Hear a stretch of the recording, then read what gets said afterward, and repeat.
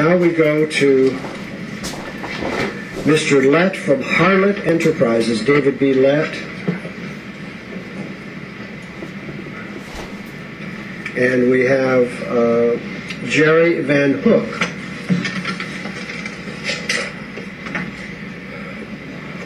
All right. And Raleigh Knox. And Mark Rosenman. All right. Now, David B. Lett from Harlot Enterprises. Are you here on your own behalf, or are you here on behalf of Harlot Enterprises? On behalf of Harlot Enterprises. You have 5 minutes. Jerry Van Hook, are you here on your own behalf or someone else? On behalf of... my own behalf. All right, you have 3 minutes under committee rules. And Riley Knox? Yes, my own behalf. You have 3 minutes. And Mark Rosenman, are you here on behalf of the Cleveland Park Citizens Association? I am. You have 5 minutes under committee rules. All right, and we begin with David B. Lett, Harlot Enterprises, Inc. Good morning, ladies and gentlemen of the council. Thank you for this opportunity to speak to the committee today. My name is David Lett, or otherwise known as Lena Lett. I am a lifetime resident of the District of Columbia and have performed as a female impersonator to audience large and small in most of D.C.'s past venues over the last 18 years. I currently headline a town nightclub in the U Street Corridor Entertainment District, as well as Cobalt, which is located in the DuPont Circle area, as well as serve as a Catholic priest for the North American Old Catholic Church. Councilmember Graham and I have performed special events and community fundraisers in the past. I'm sure you probably remember each and every one of those, as I do. I have also served as Grand Marshal for the high heel race for the last 12 years under several mayors' tenure. Likewise, I have been a bar owner, bartender, bar patron, bar connoisseur, and bar landlord. I have also owned several other businesses in the district over the years. As an impersonator performing for audiences and working alongside other staff and local businesses, I know firsthand how important our city's bars and restaurants and nightclubs are to the social life of the residents. These small businesses add life to our city and are very important to Washington's economic balance. Without a lively nightlife, D.C. would be much less of an enjoyable place to visit or live. Our city would collect far less money for support and for taxes. D.C. relies on its nightlife to contribute millions of dollars in tax revenues and employs tens of thousands of people from our community. I find it difficult to understand why the city makes it so hard for local hospitality businesses to start up, operate, and be successful. The bill you have introduced does not fix one of the most fundamental problems local restaurant and bars face. For example, the distance that you have mentioned in allowing these gangs of 5 to 400 feet. 400 feet is an extremely long distance, and how someone 400 feet away from an establishment can say that they're being affected by that bar escapes me. Not to mention there is no measurement in place, no measuring group in place by ABRA or any other committee to judge what is 400 feet. So 400 feet could be 4,000 feet. Until there is, it is a moot point. It is time to reform the liquor license protest process. Likewise, the most important issue to put to an end is the gangs of 5, small citizens groups, most people who have never heard of, who constantly oppose liquor licenses or local businesses. The premise of these gangs of 5 groups work under, we'd rather have a cheese shop or a hat shop rather than a restaurant or a bar, because those bars and restaurants produce rowdy people and noise and all the rest of it. If you can find me a cheese shop or a hat shop that can pay $32 a square foot, which is what most of the rents are running in DuPont Circle, then I'd be happy to visit your cheese shop or hat shop. Until then, I'm going to need you to shop online like the rest of America does, and then take your friends out to have a drink at our bars. Until then, stop making it so difficult for people who are trying to support the growth and life of the city. I came here today to say that it doesn't make any sense to me to allow these small groups of people to protest against local venues. Groups with only 5 people and small neighborhood groups can act against the majority of the entire neighborhood without want or cause.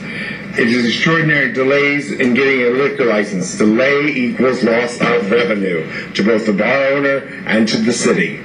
Pure and simple. It is the thought of a gang of 5 having control over such a large and such an important decision is just as crazy to me as someone being in drag at 11:15 in the morning. This is not a daytime sport. We did this to make a point. The policy does not make sense to most people. It doesn't work, and it is in a world-class city like ours. You should reject it wholeheartedly as just another crazy idea. Amen. I'm done. Thank you very much, David B. Lett, Harlot Enterprises, Inc.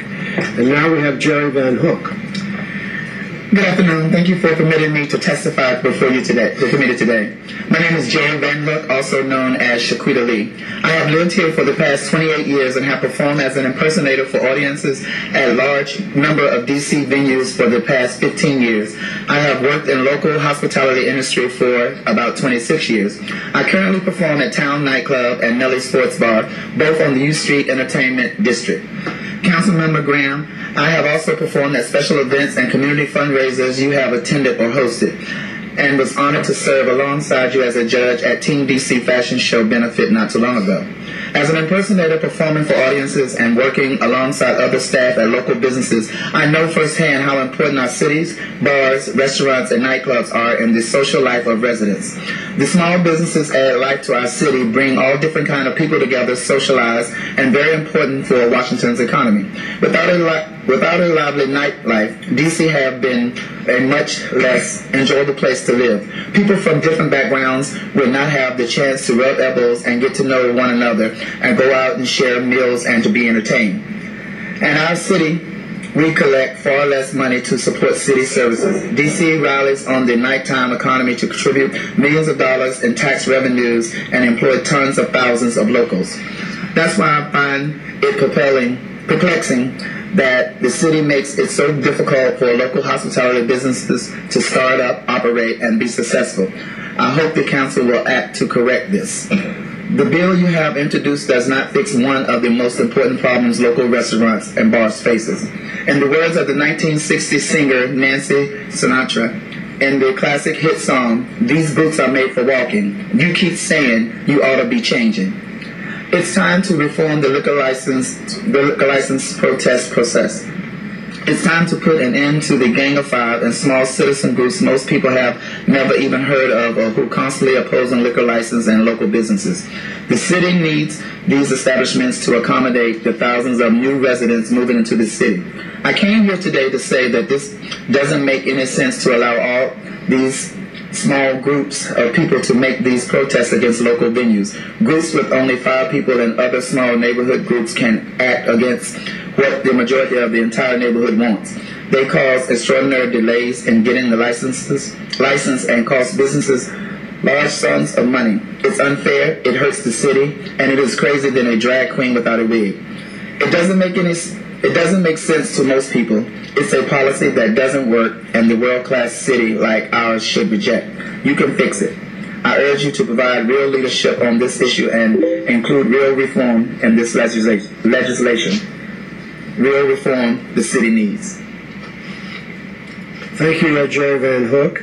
And now we go to Raleigh Knox. Thank you. I am delighted to have the chance to share my thoughts on DC's alcohol liquor licensing rules today. I am Raleigh Knox, aka Epiphany B. Lee. I perform as an entertainer at local nightlife businesses. Today I am here to lend my support for what local community businesses are asking you to fix. The problem of tiny groups of people opposing liquor licensing for local bars and restaurants is as legendary as any diva.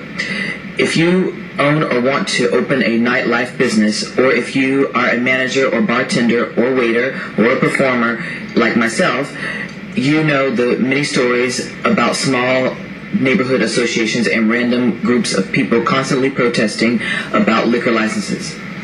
It can easily take up to a year or more to go through the process, and you only need 4 other people to agree with you. It doesn't matter how many people want a business to open, how strongly a majority of the neighbors and local residents support a business being allowed to open, or how needed a restaurant or bar is in a growing area and growing city. If a small group wants to try to stop the business from opening, they can file a protest with the city. It's easy to do. The rest of us are denied the benefits of having the new business open. Plus, the city doesn't collect the taxes or see the jobs created. Readers of our community newspapers have read the news reports about these problems and liquor license protests for many years. That's how long it has been allowed to continue. Everyone in the community is talking about the battle over Hanks on 17th Street. It makes the city look bad and the laws look silly and unfair. The community expects you to put an end to these unnecessary fights. You need to listen to the majority of the residents and change the rules so that it doesn't keep happening over and over and over again. Mr. Graham, I am here this afternoon to ask you and the other council members to change the law so that the opinions of all residents are considered, instead of only listening to the small but noisy groups. Everyone's opinion should matter. Nightlife businesses are very important to the city. Sometimes it seems like the city takes that for granted, especially when the system is rigged to give so much power to the smaller protest groups. The city needs to reform the rules and stop these unpopular protest groups from being able to hurt businesses and the city. It's time to make these rules fair. Thank you very much, Riley Knox. We're going to complete the panel before we ask any questions. So that takes us to Mr. Rosenman. I'm reminded of Monty Python and now for something entirely different. Speaking for the Cleveland Park Citizen Association, an organization about 100 years old, I'm going to try to review very quickly what are likely more coherent comments in the written statement. We're deeply concerned about a number of sections of this bill that we think will significantly disempower DC residents. We have but one vehicle to engage establishments in structuring agreements that might reconcile, and I stress reconcile, an owner's interests and those of people in the affected neighborhoods. That vehicle is to protest the issuance or the renewal of a license. A number of this bill's provisions weaken or in some cases remove that vehicle. For instance, the bill's proposal to deny protest standing to residents living outside a 400-foot radius of an application is silly. That's considerably less than the length of most city blocks. So we're talking about people only within a length of less than one city block. There are other ways, I think, to resolve concerns about the Gang of Five than restricting it geographically to that narrow limit. A 400-foot limit disregards the vast majority of residents who are dramatically affected by restaurants and taverns regarding, and this is enumerated in the Act, peace, order, quiet, litter, parking, pedestrian safety, and property values. As an example, in Cleveland Park, ABRA licensees are concentrated along the Connecticut and Wisconsin commercial corridors. With extremely limited metered and off-street parking along these 3-block strips, restaurant patrons as well as some of their staff park on side streets. They not only compete with residents for already scarce spaces, but they disturb us with their early morning shouts and occasional screams as they drunkenly try to find their cars, or simply join the raucous chatter of their friends as they pass our bedrooms at 3 in the morning. As Assistant Police Chief Grooms has stated publicly, they also draw crime to these side streets as criminals seek easy nightlife prey. The aggressively competitive and sometimes illegal car parkers, the loud patrons, and the street criminals do not know that they're supposed to be problematic only within a 400-foot radius of an ABRA licensee. The impact goes far beyond that meager area. Beyond groups of neighbors, the bill also disempowers civic organizations such as CPCA. Currently, groups of individuals, and the number can be larger than 5 as a remedy to some of the abuses that are reported, joined together as Protestants as well as civic associations can be parties to a voluntary agreement. Both are entitled to continued standing regarding the VA enforcement. Yet this bill would, quote, dismiss the remaining groups, close quote, once it approves a VA endorsed by an ANC. This effectively subrogates to ANC's, ABRA's responsibility for approving the conditions sought in the VA by residents and civic associations and denies us continuing voice on matters of critical concern. A further erosion of residents' voices is the delimitation of what might be included in a VA. The amendments fail to adequately anticipate and address all of the issues. The proposed enumeration unnecessarily restricts us in protecting neighborhoods and ourselves. Some forms of entertainment might be problematic. The VA won't allow us to address that, nor would it allow us to address the days of the week entertainment is allowed, nor does it allow attention to transportation beyond parking, nor negotiation around drunk buses or pub crawls. Furthermore, it does not allow neighborhood residents to address security or the leasing of a licensee space to event promoters. There are 3 additional matters that are of concern to CPCA, 1 included and 2 omitted from the amendments. The first is extending alcohol serving hours from 3 to 4. That may not be problematic in non-residential areas, but in the neighborhoods, it will increase and prolong the problems and burdens borne by local residents. Allowing alcohol service beyond Metro's closing hours assures that more parking and noise problems will affect those of us on side streets. Of immediate and pressing concern to citizens associations and ANCs is an omission from the bill. Protests should be allowed when there is a proposed transfer of a license. Changes in a business model can be significant and have profound consequence for neighborhood residents. The refusal to allow us an opportunity to engage the protest process as we would be allowed for a new license or a renewal makes no sense. Even more absurd is that the record of a current licensee is treated by ABRA as irrelevant and beyond consideration when the same owner applies for a license for another establishment. Why should ABRA protect an applicant by refusing to have his or her record of abuses, violations, citations, and incidents involving the police considered in determining whether or not he or she is, quote, generally fit for the responsibilities of licensure? About another 20 seconds, please. Why does ABRA so disempower neighborhood residents who will have to live with the likely replication of such a record? How does ABRA ascertain that an applicant is, quote, of good character, close quote, as is required without reviewing the applicant's prior performance? Why try to infer, quote, character, close quote, when an actual record is so easily available? In summary, the bill desperately needs to be modified if district residents and civic associations are to be enabled to better protect the quality of life in our neighborhoods for the people affected by licensees. The government of the district needs to show that it cares as much for its people as it does for its business. We at CPCA stand ready to work with you in any revisions. I would note in closing that although Ward 3 has, I think, the second highest concentration of first highest, fourth, third, 3-3, that's easy to remember. There were still no representatives from any Ward 3 entity, ANC or civic association. I was told there were no representatives on the task force. At any rate, we appreciate the concerns you've expressed in convening the task force. We would urge you to reconsider the position of simply endorsing the recommendations of that task force and moving them forward unchanged. Thank you, Mr. Chairman.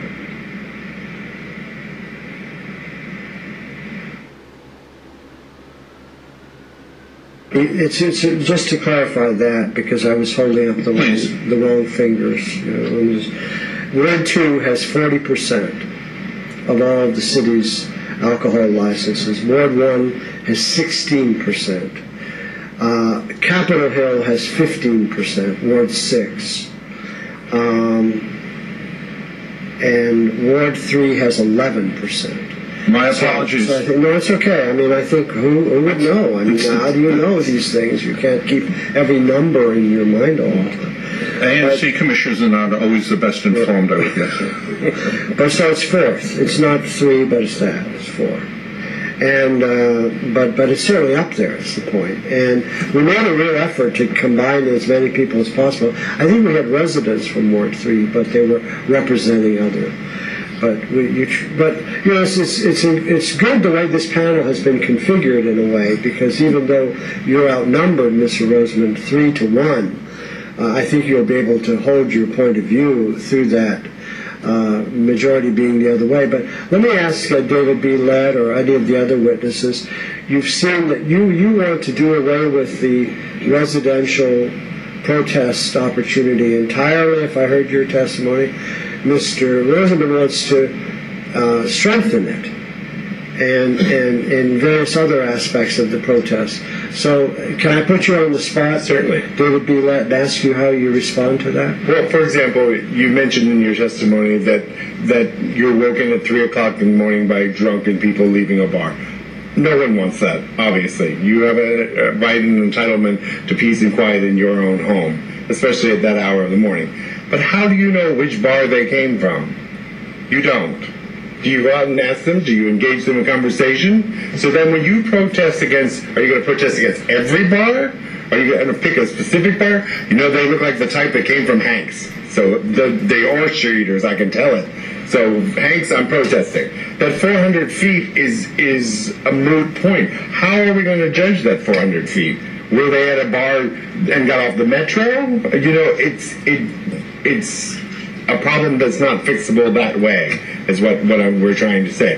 To have this gang of 5 that can come in and say no to this particular business, there might be animus on their part against the owner of the business. There is nothing that's clear cut that can tie the patron to where he was at that moment when he got intoxicated. There is, however, a law which is called drunk and disorderly, which the police can enforce under any circumstance.